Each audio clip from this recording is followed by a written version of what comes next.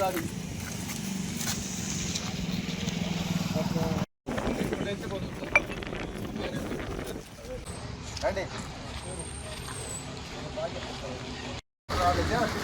ఇంత ముందైతే జనాలు ఇంటికి వచ్చారు సార్.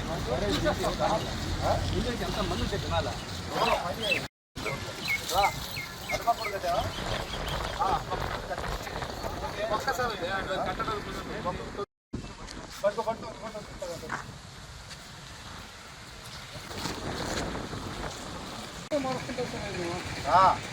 ఏముంది 150 రూపాయలు ఏముంది అలాగే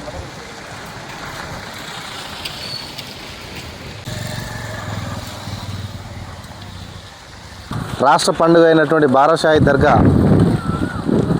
కోసం వస్తున్న పలు రాష్ట్రాల నుంచి వస్తున్న యాత్రికులు కానీ చూడడానికి వచ్చిన భక్తులు కానీ ఎవరైతే వస్తున్నారో అక్కడ నెల్లూరులో ఉన్నటువంటి బారాషాహి దర్గాని దర్శించుకొని పోయే క్రమంలో మన ఏఎస్పేట దర్గాని సందర్శించు క్రమంలో దారి మధ్యలో మనకు చూడదగ్గ ప్రదేశాలైనటువంటి సంగం బ్యారేజు, ఇరిగేషన్ ప్రాజెక్టు ఇవి కొంచెం సేద తీర్చుకోవడానికి కానీ లేకపోతే స్నానం చేయడానికి కానీ వివిధ కార్యక్రమాల కోసం ఇక్కడ గత కొన్ని సంవత్సరాలుగా భక్తులు అనేవాళ్ళు వస్తుంటారు.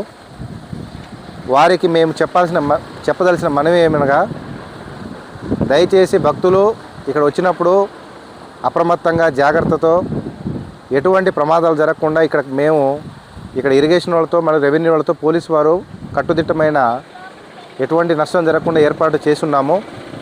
దాన్ని తగినట్టుగానే భక్తులు గుర్తించి మంచిగా మెలగాలని చెప్పి ఎటువంటి అపాయం వారికి కానీ మాకు ఇబ్బంది జరగకుండా ఉండాలని చెప్పి నేను మనస్ఫూర్తిగా కోరుకుంటున్నాను.